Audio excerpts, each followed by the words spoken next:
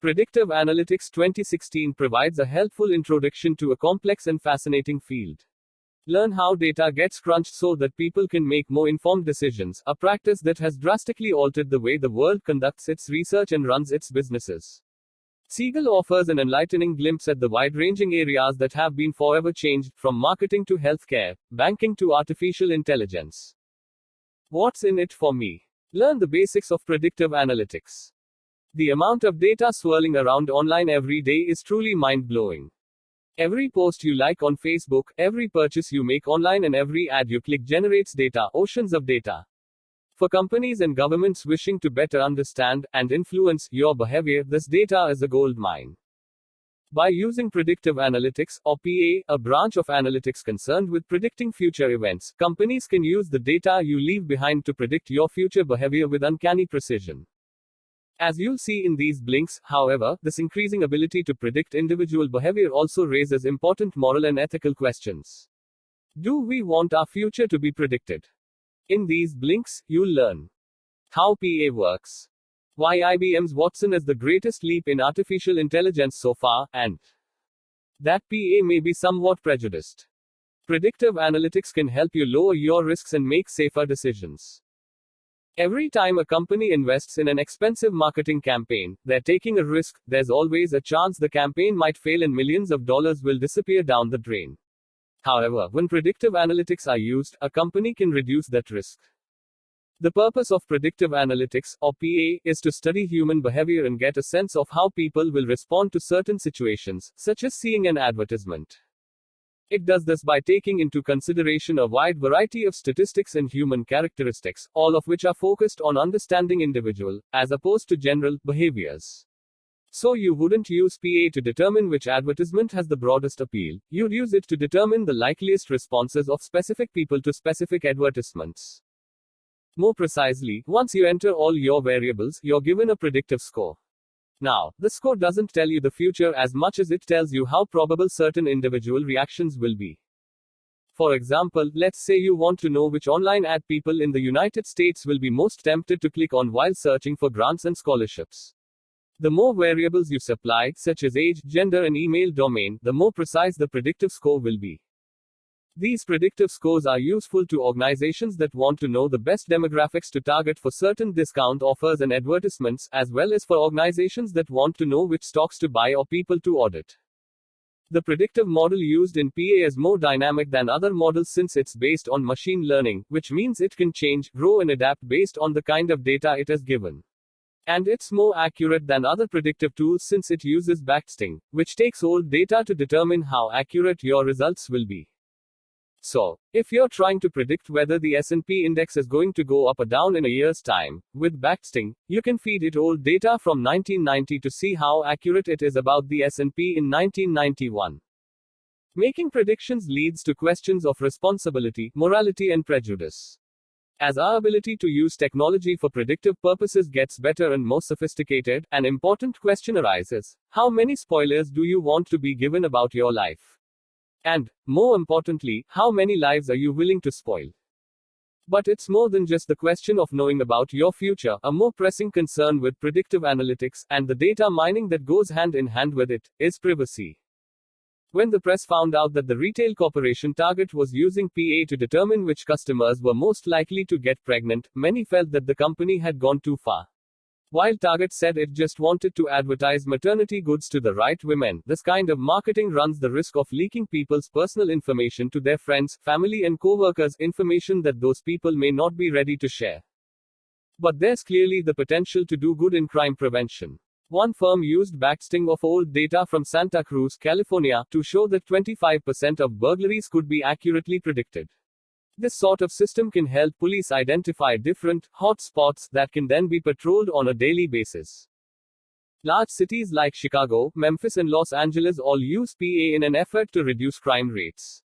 They use a diverse range of data, including past and present crimes and the conditions surrounding those crimes, such as what day of the week it was, if it was a holiday, and what the weather was like. Once again, though, some find that the data being used may be taking things too far, especially when it's making assumptions about one individual's behavior based on the actions of other people. For example, some cities are using PA to determine the likelihood of a convict returning to his criminal ways. And many people believe this opens the door for prejudice to enter into PA models. For instance, imagine there are two criminals who committed the same crime, and they're both up for parole, but one of them comes from a zip code with a higher crime rate. Because of the rate of crime in his zip code, that criminal will be deemed more likely to return to a life of crime. This is clearly a prejudiced prediction, and since inner city neighborhoods with disenfranchised minority populations tend to have higher crime rates, it'll be the people from those neighborhoods who suffer most. In short, it's just another iteration of racial profiling. Data is always predictive, but accuracy requires a balanced amount of data. These days, data is a valuable and essential business commodity, and we're producing more of it every single day. In predictive analytics, the philosophy is the more data, the better, as long as it's well balanced. This means you have to be selective in the data you use, and add equal amounts of each type. One type of data is the kind that relates to our routine tasks and behavior, which can be taken from such sources as phone records, bank transactions, and online purchases. This kind of data is often used in PA models, as is a person's social media and blogging history. There's an estimated 864,000 blog posts every day, and they essentially transform a person's private thoughts into public data. As of 2011, there were 100 million individual blogs just on WordPress and Tumblr alone. That's a lot of data. In fact, if you were to take all the data stored on computers in 1986 and print it out double-sided, you'd have enough sheets to cover the Earth's entire landmass. But in 2011, you'd be able to cover the whole planet in a layer as thick as 2 books. While this abundance of data is what makes our analyses so sophisticated, it also leads to more potential mistakes when it's unbalanced.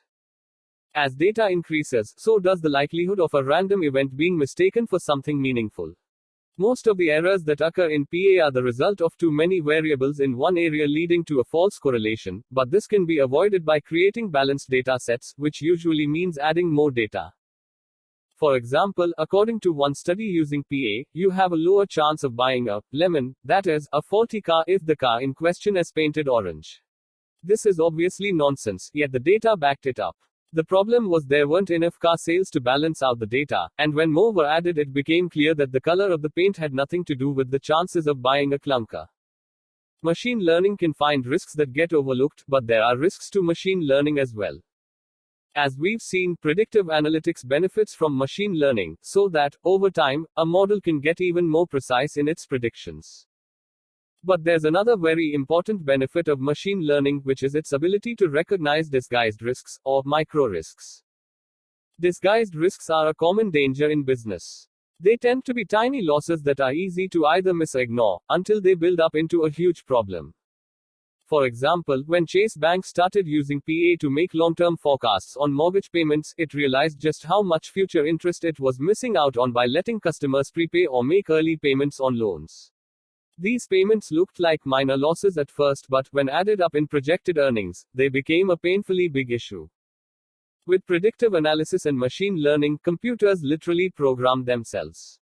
No detail is too small to avoid being considered. As a result, no micro-risk will go unnoticed since the model will always be considering the long-term effects. This way, an organization like Chase will have the chance to do something before it's too late. This is why banks now use PA to catch all the small risks associated with mortgages. But in the world of analytics, there is such a thing as learning too much, and it's a problem similar to having too much of one kind of data, since overlearning can lead to mistaken or faulty predictions as well. A Berkeley professor once provided a great example of this by presenting data that supported a curious statement, that the stock market follows the same pattern as the rate of butter production in Bangladesh. The solution to machine overlearning is a very human one: allow the machine to make mistakes so that it can learn from them and then recognize a false connection the next time one appears. Bringing together multiple sources and models increases accuracy and performance. Like aspiring artists and entrepreneurs, predictive analytics has benefited from crowdsourcing. By opening itself up to the collective mind of the public, PA has been able to reap the rewards of ensemble modeling. The ensemble model is a combination predictive model, and it was developed through the kind of competition and cooperation that crowdsourcing contests promote. According to a McKinsey report, there is a significant deficit of analytical skills in the PA workforce. In fact, by 2018, there may be a shortage of between 140,000 and 190,000 workers with deep analytical skills in the United States. In light of this shortage, companies have turned to crowdsourcing in order to meet their goals and discover new talent. What's widely considered as the dawn of the ensemble model occurred in 2008, when Netflix launched a crowdsourcing competition to increase the accuracy of their recommendation system by 10%. In the final stages of the competition, two big teams of over 20 members merged, as did two very powerful predictive models, both of which met Netflix's goal. This was made possible due to the environment of friendly competition that was created during the challenge. The competition included online forums that promoted the sharing of new ideas and an ongoing, open dialogue. Since then, we've seen ensemble models routinely outperform single models. Research shows that by moving from a single model to an ensemble model, performance will increase between 5 and 30%. Furthermore, ensemble models have been shown to continue improving as more models are integrated into them. This general improvement has come to be known as the ensemble effect, and it's being used to tackle increasingly complex problems. Organizations using ensemble models these days include the IRS as a way to spot tax fraud, Nature Conservancy to predict donation amounts, Nokia Siemens to reduce dropped calls, and the U.S. Department of Defense to spot fraudulent government invoices. Human language poses difficult challenges, but big advancements have already been made. The increased power of ensemble models has been put to use for some fascinatingly complex projects, including the ability of machines to process natural language. One of the biggest challenges in any project involving computational linguistics is picking up on all the subtle nuances in human speech. When two people talk to one another, there are a variety of complex factors at work, each helping to determine the true meaning of what's being said. For example, two people could say, "This is great," and one might be sarcastic, and therefore mean the exact opposite of the other person. Still, textual data is thought to compose 80% of all data. So understanding text is both PA's biggest opportunity as well as its greatest challenge. One of the biggest leaps in overcoming this hurdle happened in 2011, when IBM developed Watson, a program designed to compete against humans on the quiz show Jeopardy! IBM created Watson by using a massive wealth of textual data that included decades of old Jeopardy! Episodes. The real challenge was how to process the data, and the answer lay in ensemble models. IBM essentially combined all of the existing and most up-to-date models for human language processing. While each was flawed in its own way, together they became a powerful whole with the ability to process natural language. On February 14, 2011, Watson crushed the competition, which in this case were two former Jeopardy! Champions, and it was, perhaps, the greatest single advancement in artificial intelligence yet. Unlike other PA models, Watson wasn't built to predict a future outcome, but rather to eliminate possibilities and predict the likeliest answer to a question. And Watson did this better than Google or any other internet search engine currently available. Watson's technology is now being reworked for making financial and medical diagnoses. And we can currently see its influence in Apple's Siri program, which is designed to answer the simple questions of a smartphone user. But let's face it, any iPhone user knows that Siri wouldn't do very well on Jeopardy! Predictive analytics can help identify the imperceptible by quantifying persuasion. Do you hate getting spam from mobile phone companies and creditors? The good news is that advancements in predictive modeling now let companies know which people are receptive to unprompted ads and which ones are best left alone. No company wants to annoy its target audience into avoiding its product or service, so there's a need to be subtly persuasive, which is where the art of predictive analytics is headed. One of the best examples of this is the Norwegian telecommunications company Telenor. It found out that when it reaches out to its target customers, it also reaches other people, with unintended consequences. Specifically, Telenor found that when it reaches out to customers considered at risk of switching their service, it's also reaching customers considered not to be at risk of switching. And by doing this, Telenor is actually turning them into customers at risk of switching. This raises another problem facing the PA industry. Is it possible to simultaneously predict how a targeted and an untargeted person will respond to the same message? This question has brought us the Uplift model, which takes into account the imperceptible quality of persuasion. The Uplift model is designed with two data sets so that it can target two different customers and ask this question: which target audience will be the most persuaded? Generally, one of the scenarios is a control set, such as contacting no customers at all. So, in this way, the uplift model is similar to medical trials, which tend to give one set of participants placebos so they'll have baseline results by which to measure everything else. In addition to measuring the amount of persuasion, the uplift model can also tell you who you don't need to bother with, such as the show things, people who need no extra persuasion, and the do not disturbs, those who'll never be persuaded. This model has worked wonders for such companies as US Bank, Fidelity and Telenor, and has increased marketing effectiveness by as much as 36%.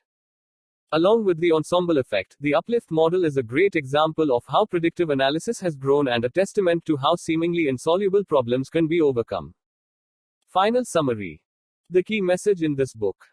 You may not be aware of the massive influence predictive analytics has on your daily life, but it's just about everywhere. It not only influences the way technologies interact with you, it's also a driving force behind many of our current technological advancements. If you want to know what innovations are happening in the world today, you should be familiar with predictive analytics. Got feedback? We'd sure love to hear what you think about our content. Just drop a comment and share your thoughts. Make sure to subscribe for more audiobook summary. You can grab your own copy of the book by the link in the description. Suggested further reading, Algorithms to Live by Brian Christian and Tom Griffiths. Algorithms to Live by 2016 is a practical and useful guide that shows how algorithms have much more to do with day-to-day life than you might think. And not just that, they can also lead to a better life by helping you solve problems, make decisions and get more things done. About the author. Eric Siegel is a world-renowned leader in the field of predictive analytics and the founder of the Predictive Analytics World Conference series. A former Columbia University professor, he's also the executive editor of the Predictive Analytics Times. Copyright Eric Siegel, Predictive Analytics Copyright 2016, John Wiley & Sons Inc. Used by permission of John Wiley & Sons Inc. and shall not be made available to any unauthorized third parties.